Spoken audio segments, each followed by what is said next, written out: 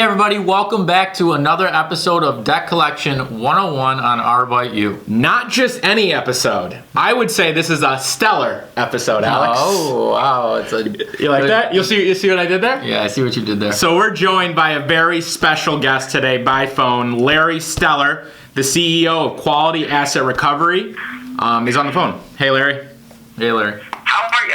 I am great. How are you doing? Absolutely perfect. Perfect, man. This is going to be a great interview. I can tell already. So let's get into it. I guess let's start with my favorite question. Tell us about yourself, how you got into collections, what that was like. Well, we're going to have to go back a long way. Perfect. I was in the Army getting out in 79. Jeez. I went into household finance and became a manager. About 3 or 4 years later, a collection agency convinced me I could make more money working for him than I did as a manager of a finance company. Mm-hmm. And he was right. Yeah. The problem was he cheated me out of almost as much as I made. Oh, really? Yeah, and I decided, this could be done better. Mm-hmm. And I sat down to write a plan to do it myself. About 82 pages later, I had a plan in place. You had an 82-page plan. Holy cow. I could not fill a page, 82 pages worth of content. I just couldn't do it. No. What was on those? Like, what was the plan? What'd you do? Well, I started by calling other collection agencies. I don't know if you guys realize this, but that would have been before the internet. Oh, wow. Oh. So would you just open a phone book? What do you do without the internet? I don't know what to do without Google. Well, first you call other collection agency owners and try to figure out how hard it is to open your own. Part of my plan was to practice opening collection agencies. Well, the only way to practice opening a collection agency is to get a job as an assistant manager when somebody's going to open one. I did that 3 different times. You practiced opening a collection agency. Absolutely.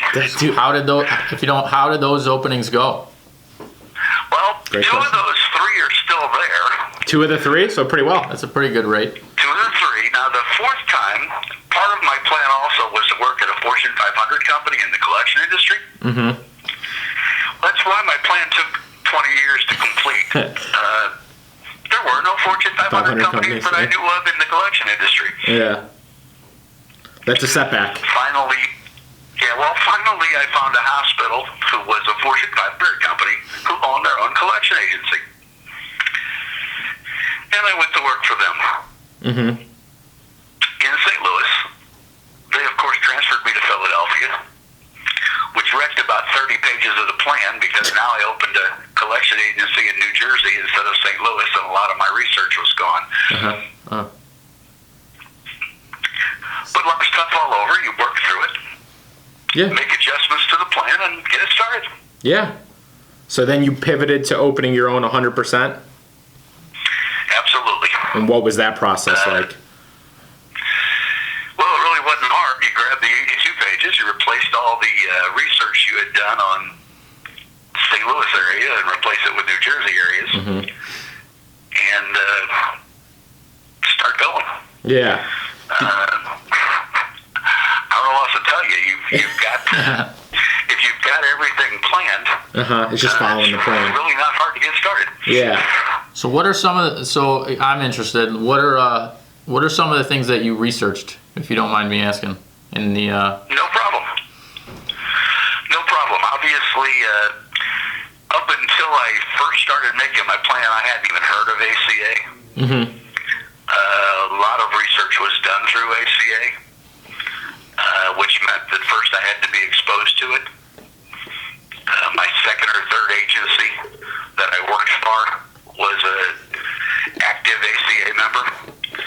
I went to my first ACA International Expo when it was somewhere close to St. Louis, many years before I opened my first agency, and realized they had a lot of information that I needed. Yeah. So, the laws, the rules, Regulations. all of that. Exactly. And then how obviously that's worked out for you, right? Like how many agents you got now? Well, we are about to celebrate our 15th year. Oh, congrats. Yeah, congratulations. 15 years. So you've been doing it right then. Well, we hope so. We still have half of our original staff working for us. Really? Wow. That's impressive. And remember that the reason I wanted to open my own agency, in the end, we wanted to open our own agency, was because there really needs to be a place where a collector can go and make a career. Mm-hmm. And so we feel like, okay, if half of our original staff's still here, we did that. Yeah, for sure. So do you have a motto? What's your guys' motto? Do you have a mission statement? We collect with respect. Oh, I love that. Our goal in life is to just not make it possible for us to get a complaint that goes to one of our clients. Yeah. And it's been many, many years since I can remember one. Really? How do you enforce that? Like, how do you make that happen? Like, it's great to say that, but how do people actually do that? Like, what are the steps they have to put in place to make that happen? Well, for us, it's a matter of not only is management sitting on the collection floor at all times, but so is one of the owners. Oh, really? We have an open floor. One of the owners or the manager can hear everybody who's talking on the floor at the same time. Obviously, you just can't raise your voice in our office without everybody noticing. Now we work really hard at doing that. Part of our though was learned from the Fortune 500 industry, and that is that you really need technology to be good at it, because when you're hiring, like I did at Tenet, 300 employees, Yeah. when you get to number 300, it's whoever walks in the door next. You're no longer worried about quality control. You're worried about getting somebody in the seat. Yeah. You can fog a mirror. You're good. Yeah, we will never get to that point. If you want the top 25 collectors in the area, you better figure you're going to get 25 of the top 40 if you're really, really good at it. If you want 100, you're taking whoever's coming in. Yeah. That's actually a really good tip, right? Yep. Focus on quality over quantity, basically. Yeah. Well, do quantity with technology. Mm-hmm. That's true. The first dialer we had could make 2,500 calls a day. Our dialer now can make 14,000 calls an hour. Yeah. That's incredible. crazy. Yeah. I mean, that's the beauty of it, right? You could take one collector who can make one call every minute to making 100 calls an hour, right? So you can just, you're doing the work of 17 collectors or whatever with one person. So leverage that technology. Exactly. Absolutely.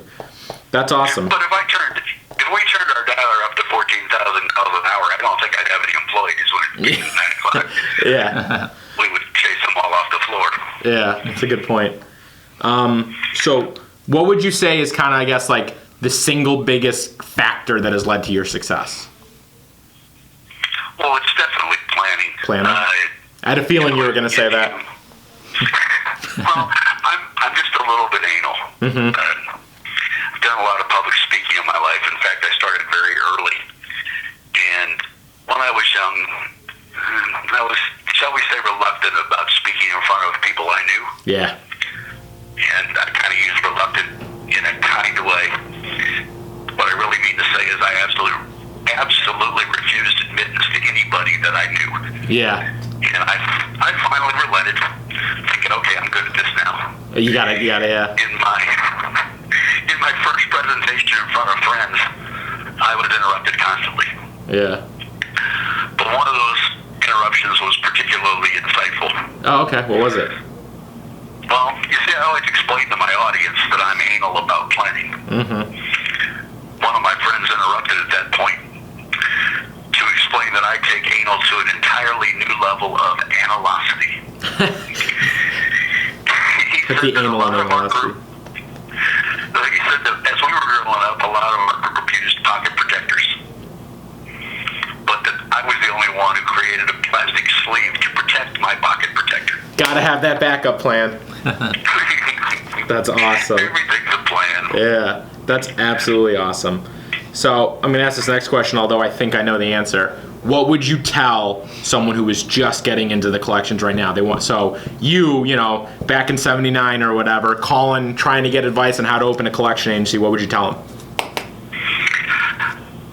Plan everything. Mm-hmm. When you're done planning everything, think of everything that can go wrong with the plan and plot solutions to every one of those problems. It's a great tip. Never caught off guard For there. example, I mean, if your operation is going to receive 2,000 calls or 2,000 new business accounts each month, how many collectors do you need to hire? 2,000 calls each month. I'm gonna look like an idiot. I'm gonna say 7. Okay, well, if I've got 2,000 accounts each month, the very first month, I don't need any collectors. I'm going to send notices out and make no outgoing calls. Mm-hmm. You know, so I got 30 days For the first 30 days. for those people who dispute the accounts.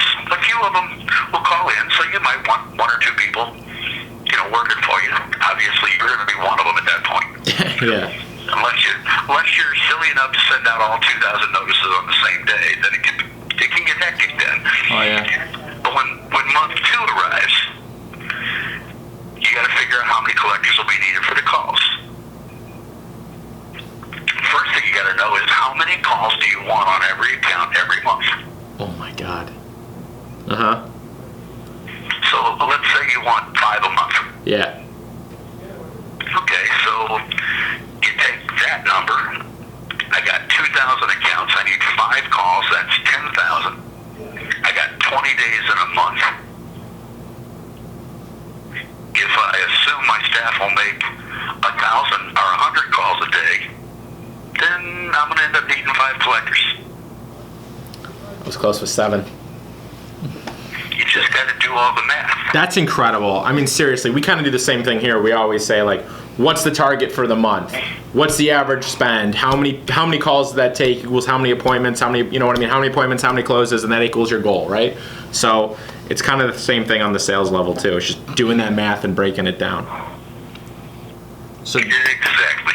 I'm curious, do you reward off of those KPIs or off of a dollar amount at the end of the month? I'm sorry? When you guys do your like goals for the, you know, for your agents, are you guys rewarding off of those specific KPIs, like the calls per month and things like that, or accounts worked, or are you rewarding that off of just a total dollar amount? Collected. In my mind, the only reward you can get is based on how much money you collected. Fair enough. Love that. You know, and we also never reward based on fees because a collector doesn't get to control that. Right. So everything is based on gross dollars collected. Larry, we're gonna start a book of just like wisdom of Larry, and it's just literally gonna be the things you said on this call. I want my cut. I want 10%, but you can have the rest. So if you could go back to, could go back to 79, is there anything you would tell yourself that you would do differently back then, or you think you would do it all the same? I guess I'm just one in life who feels like I only want to go through it once, so I wouldn't want to go back and change anything. That's awesome. You learn just as much from the things you do incorrectly as from the things you do correctly. That's Totally awesome. agree. That's Yeah. awesome. Well, you got any other questions for our stellar guest? No, I don't No. have anything for Larry? Larry. Larry, listen, thanks so much. For anyone who doesn't know who Larry is, let me tell you, this guy's amazing. He's the president of the ACA in New Jersey. He's at every ACA event. He's always wearing purple. You can't miss him. He's just an amazing guy, and he's been great to us. So we really appreciate you taking the time to speak with us, Larry. Yeah, there's definitely a lot of wisdom here from Larry. And we're gonna print it into a blog form, and we'll make it tips from Larry. Yeah. Stellar tips from Larry. All right. So if you want an agency that lasts 15 years, follow Larry's advice. Follow Larry's advice. One other thing I'll recommend as you're putting this blog together and everything, Yeah. remember, I'm the guy always in the purple shirt, so I want everything on the blog purple. Dude, we'll figure that out. We'll figure that out. The first day I ever met Larry, that's what he said to me. He goes, oh, I always wear purple. And I like laughed it off. I'm like, haha. Next day he shows up in purple. I'm like, oh my God, he's actually serious. Why do you always wear purple? the color. There you go. Boom. Always get attention. Nice. It's great marketing. I agree. So listen, check him out. He's at every CA event. You'll see him in purple. Come up and say hello to him. But thanks so much, Larry. And thank you, everyone, for watching. If you like what you saw, subscribe below and follow us to get more information. Thanks. See you next week. Thanks.